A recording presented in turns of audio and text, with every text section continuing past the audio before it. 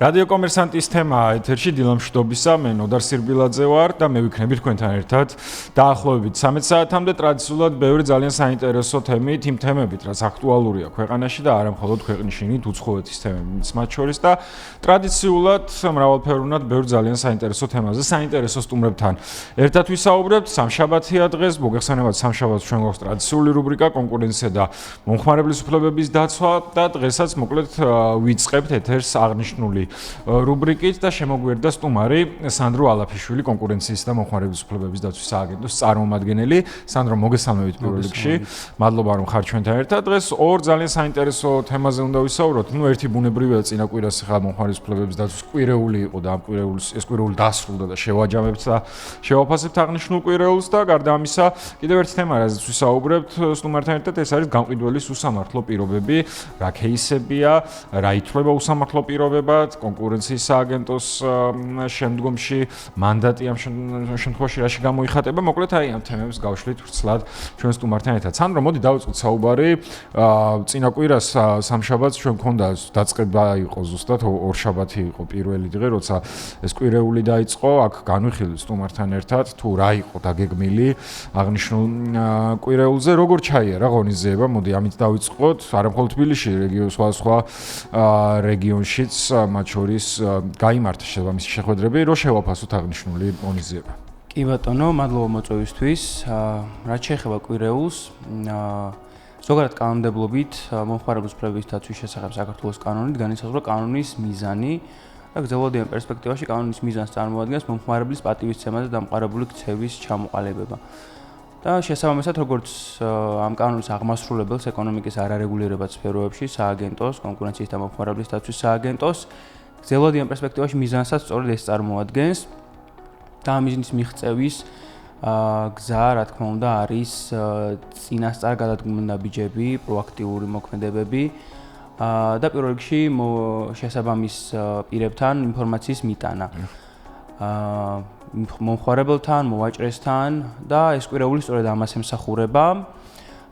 კვირეული უკვე ტრადიციად იქცა და ყოველწლიურად მზარდია დაინტერესება კვირეულზე დასწრების.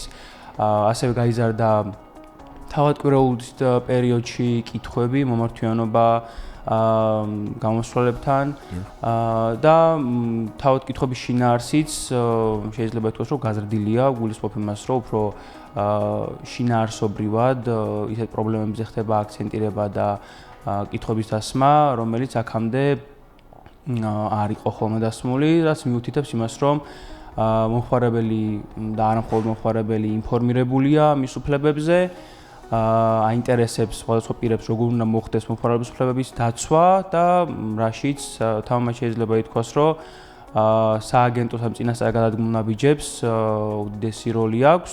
გარდა ამ ღონისძიებისა, ამ ღონისძიებაზე იქნა ასევე განხილული სხვადასხვა სახელმძღვანელო დოკუმენტები, კონკრეტულად ამ ღონისძიებას განხილული იქნა გარემოს დაცვითი განაცხადები, როგორ უნდა გაკეთდეს, ასევე კომერციის სახელმძღვანელო დოკუმენტები, რომელიც ასევე ინფორმაციის მიწოდებისთვის ხდება შესაბამის დაინტერესებული პირებისთვის და ყველა შეუძლია ამ ინფორმაციის გადამოწმება სააგენტოს ვებგვერდზე თავსდება ეს ყველა სახელმძღვანელო დოკუმენტი, სადაც განხილული არის როგორც ევროკავშირის საუკეთესო პრაქტიკა, ისე სააგენტოს მიერ დადგენილი პრაქტიკები, სხვადასხვა შემთხვევები, რასაც პრაქტიკაში წავაწყდით და ემსახურება საბოლოო ჯამში მომხმარებლის ინფორმირებულობის ამაღლებას და ეს კვირეულიც არ იყო გამონაკლისი, შეიძლება ითქვას, რომ საკმაოდ წარმატებულად ჩაიარა და ბევრი კითხვა დაისვა, როგორც აღნიშნე. აი, კითხვები ახსენეთ თქვენ, ბუნებრივია ესეც დაინტერესებაზე, მე რეალურად რო გაინტერესებს კითხვებსაც შესაბამისად საუბრობთ, საინტერესო აი რეგიონებზე აქცენტირება, ხო, მნიშვნელოვანი თბილისში გასაგებია,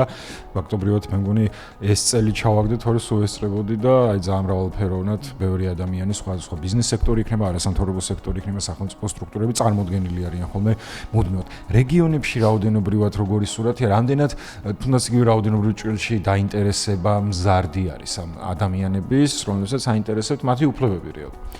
კი ბატონო, ეს ყოველწლიური კვირეული აჩვენებს იმას, რომ სტატისტიკა მზარდია წელს რამდენიმე რეგიონში ჩატარდა აღნიშნული კვირეული და კითხვები საკმაოდ დეტალური იყო, განსაკუთრებით შეეხებოდა ელექტრონულ კომერციას, ამ დისტანციურ ვაჭრობას, რომელიც პრაქტიკულად ჩვენი ყოველდღიურობის განუყოფელ ნაწილად იქცა და რეგიონებშიც ამ კუთხით დაინტერესება საკმაოდ მაღალია. კითხვები იყო დასმული როგორც მომხმარებლების მხრიდან, ასევე თავად მოვაჭრეების მხრიდანაც, რომლებიც გარკვეულ ბიზნესს ფლობდნენ და აინტერესებდათ, როგორ უნდა ემოქმედათ, ისე რომ კანონშესაბამისი ყოფილიყო მათი ქცევები. კი ბატონო, და გადავიდეთ მოდი კიდევ ერთ თემაზე, რაზეც ასევე დღეს უნდა ვისაუბროთ, ეს არის გამყიდველის უსამართლო პირობები. მოდი აი ეს კონცეფცია ახსნათ, რას გულისხმობს გამყიდველის უსამართლო პირობები, როდის ვლინდება, როდის შეიძლება ადამიანმა მიიჩნიოს მომხმარებელმა ამ შემთხვევაში, რომ გამყიდველი მას უსამართლო პირობებს თავაზობს და აი ეს პროცესი კონცეპტუალურად ახსნათ, ამის დავიწყოთ საუბარი. კი ბატონო. ზოგადად თანამედროვე სამყაროში უკვე ბიზნესის კეთება, ესე რომ ვთქვათ, შეუძლებელია ყოველი გარიგება ინდივიდუალური შეთანხმებისაგან იქნება, ამიტომ ბიზნესს უწევს გარკვეულწილად წინასწარ შემუშავებული პირობების შეთავაზება მომხმარებლისთვის, სტანდარტული პირობები ეწოდება ამას სამართლებრივ ენაზე. და აი ამ პირობებით უკვე უფრო მარტივი ხდება მომხმარებელთან ურთიერთობა.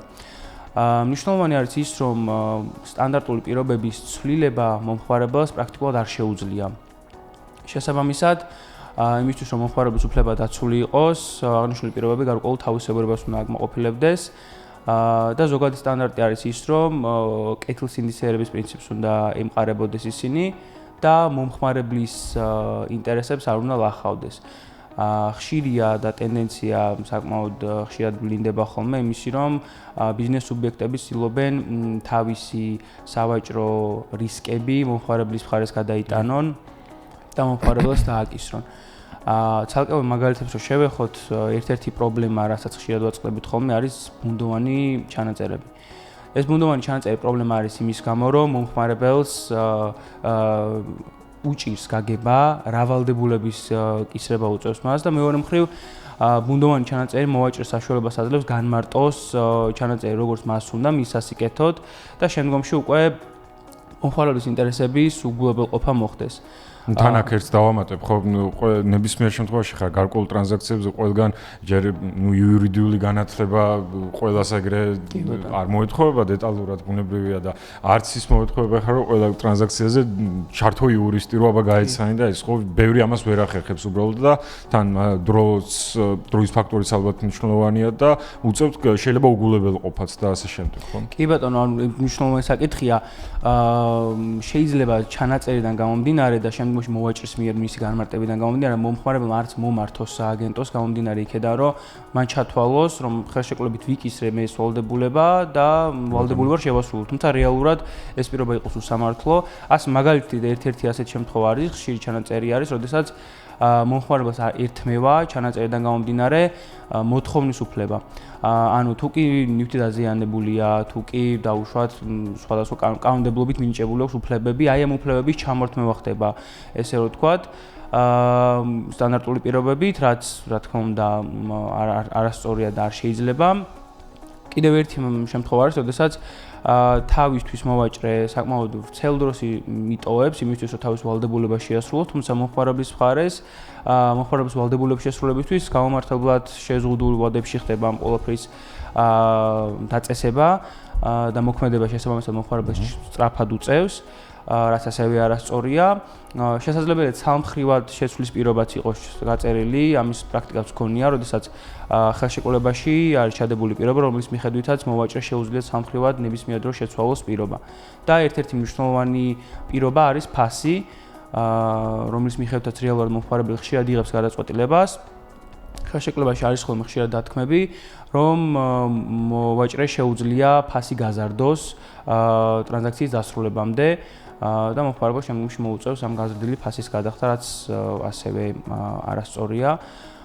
ზოგადი პრინციპიდან რო ამოვიდეთ, კანონმდებლობა ჩამოთვლის ცალსახად უსამართლო სტანდარტულ პირობებს, თუმცა ზოგადი პრინციპიდან რომ ამოვიდეთ, სტანდარტული პირობები არ უნდა ეწინააღმდეგებოდეს კეთილსინდისიერების პრინციპს და მომხმარებლის ინტერესებს არ უნდა ხელყოფდეს, ანუ მას არ უნდა აკისრებდეს იმ ვალდებულებას, რომელიც კანონმდებლობით არ აკისრია და გონიურულად არ ცელდება, რომ ამის ვალდებულება შეიძლება ეკისრებოდეს მას. კი ბატონო, აი სანდრო, საინტერესო პრეცედენტი, როდესაც გამოვლინდება მსგავსი ქმედა მოქმედებს, როდესაც იგივე გამყიდველს გარკვეული უსამართლო პირობები აქვს მომხმარებლის მიმართ. მოგმართათ მომხმარებელმა თქვენ დაადგინეთ პირობითად, რომ აქ მართლაც უსამართლო პირობები იყო.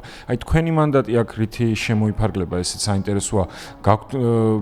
აქაც რეკომენდაციაა, რომ შეიცვალოს და თუნდაც იგივე თანასწორი იყოს ეს, ასე ვთქვათ, დადებული ხელშეკრულება თუ რა პრინციპით ხელმძღვანელობთ ამ შემთხვევაში? ხო, სტანდარტი კანონმდებლობით უბრალოდ შესწავლის მანდატი კანონმდებლობის სტანდარტულად არის გაწერილი, თავდაპირველად, როდესაც სააგენტო შეისწავლის საქმე, შემდგომში მიიღებს გადაწყვეტილებას და თუ გამოვლინდა, რა თქმა უნდა, დარღვევა, ამ შემთხვევაში დარღვევის დადგენა ხდება და ეძლევა გონიურული ვადა შესაბამის სუბიექტს, რომ ეს პირობები გამოასწოროს. თუ კი ამის გამოსწორება არ მოხდა, შემდგომში უკვე ხდება სანქციის დაკისრება, რომელიც არის მინიმალური 600 ლარი, ხოლო მაქსიმალური წინა წლის ბრუნვის 2% და ერთი წლის განმავლობაში განმეორების შემთხვევაში უკვე გავორმაგებული ჯარიმის დაკისრება ხდება. კი ბატონო, და აი ცვლილების ნაწილი, რაც პირობითად ევალდებულება გამყიდველს, რომ კორექტირება მოახდინოს. ანუ ეს ცვლილების ნაწილი საიდან მოდის? ეს საერთო ერთგვარი სტანდარტი და როგორი უნდა იყოს და როგორ უნდა რეგულირდებოდეს ურთიერთობა მომხმარებელსა და გამყიდველს შორის, თუ აი კონკრეტულად ცვლილებას რის საფუძველზე, ანუ რასთან რა არის დგენელი, რომელსაც დაუახლოვებენ შენ? ამ შემთხვევაში ზოგადად სააგენტოს გადაწყვეტილებები საკმაოდ ვრცელია და დასაბუთებულია სწორედ იმისთვის, რომ არ გაჩნდეს ის განცდა, რომ რაიმე ნაწილში შეიძლება საურჭოფო იყოს, რამდენად მართებულად არის დარღვევა დადგენილი. სრულად ხდება ამ ყველაფრის გაწერა გადაწყვეტილებაში და მათ შორის გარკვეული მითითებების მიცემაც ამავე გადაწყვეტილებით ხდება, როგორი უნდა იყოს პირობები და ამ ვადაში დარღვევის დადასტურების შემდგომ, რომელიც განისაზღვრება, ამ ვადის გასვლის შემდგომ მოვაჭრეს აქვს ვალდებულება სააგენტოს წარმოუდგინოს შესრულების, რამდენად შეასრულა სააგენტოს მიერ გაცემული ვალდებულება, თუ შეასრულა, რა თქმა უნდა, ამითი დასრულდება სააგენტოს და მისი ურთიერთობა ამ ნაწილში, ხოლო თუ არ შეასრულა, როგორც აღვნიშნე, სანქციის დაკისრება ხდება სააგენტოს მხრიდან. კი ბატონო, დიდი მადლობა სანდრო, რომ იყავით ჩვენთან ერთად და მოგვაწოდეთ ამ მიმართულებითაც ინფორმაცია. შეგახსენებთ, რომ ჩვენი სტუმარი იყო სანდრო ალაფიშვილი, კონკურენციისა და მომხმარებლის უფლებების დაცვის სააგენტოს წარმომადგენელი. შემდეგ სამშაბათამდე მშვიდობებით აღნიშნულ